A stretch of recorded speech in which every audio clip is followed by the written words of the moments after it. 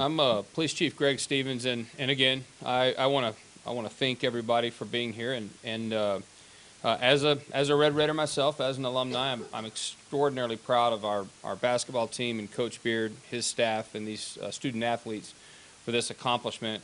And I want to say how proud I am of all of the Red Raider fans who celebrated responsibly and who had a great time at the game and here in Lubbock and across the nation and rooted on the Red Raiders. Had a good time celebrating and didn't engage in destructive behavior and who didn't sort of soil that great accomplishment by what a few people decided to do. I'll go over a couple of things. I'll talk about some of our plans going into tonight. They're very similar to what we had on Saturday.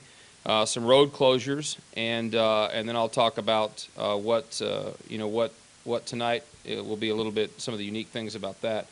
First of all, some of the road closures, and you'll get copies of these. We're going to close down Broadway, again, much like we did last night. We'll close vehicular traffic on Broadway starting at 6 p.m. from University all the way back to Avenue U. We'll have a lot of officers out there in that area, up and down Broadway, as well as some of the streets around that area. We'll have a lot of officers on University.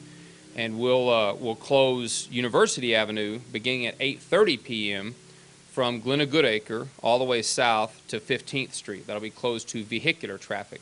We'll do our best not to interfere with businesses in the area. We want to balance safety between the business owners and their customers, but also balance that with the safety of their workers, their customers, and the property of the businesses. I went personally along with one of our assistant city managers and the assistant police chiefs today, visited with those business owners, talked to them. They're all very supportive. There's a couple of delivery services. We're going to do our best to get their delivery vehicles in and out so that we don't interrupt that. We want to encourage people to go to those businesses, shop at them.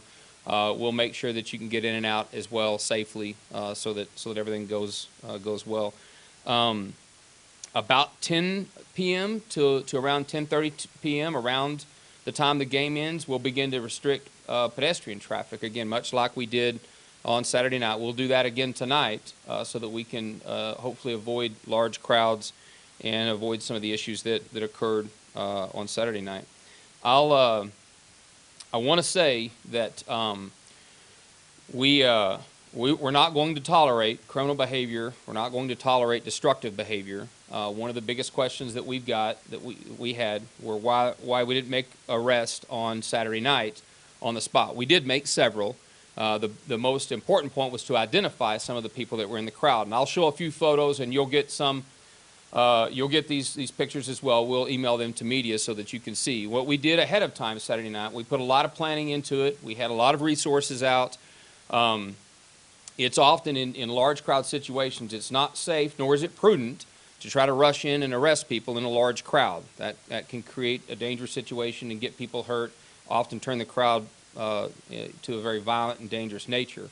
We, ahead of time, set up the ability to take good photographs and good videos so that we could later on identify people in case they did engage in criminal behavior. And we'll go through some of those videos and some of that evidence so that you'll see, as we've already put out, that in the coming days we will be discussing with the district attorney's office what we'll be charging some of these individuals with, and it's pretty indisputable proof who they are and what they've been engaged in, and we're not going to tolerate that kind of criminal behavior, and we will certainly be able to identify people and press charges that they'll be facing from Saturday night. And charges that people will face tonight if they engage in similar conduct will be arson at the felony level, criminal mischief at the felony level, and the crime of riot. We have virtually the same plan from Saturday. We have it to a larger scale tonight because we knew tonight would be at a larger scale. And so we have ample resources in place to make arrests if we can do it safely, but we'll also be able to identify people if we have to do that later on and file charges down the road. We want to, what we always do, whether we're talking about traffic enforcement or any other kind of crime celebrations for these kinds of victories, we want to ask for people's voluntary compliance. We want to ask for people to celebrate lawfully and responsibly.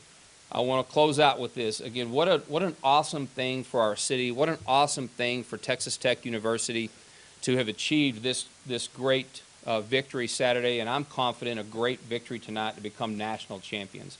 That's a significant national spotlight for the city of Lubbock and for Texas Tech University, for Coach Beard, for our student athletes.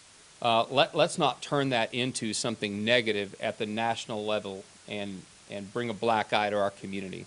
So we ask for everybody to please celebrate responsibly, celebrate lawfully, and not let us have to have a repeat, and not let us have to put those resources into action that we've got in place tonight. So I appreciate that, and with that, I'll turn it over to Texas Tech Police Department's Chief Kyle Bowman.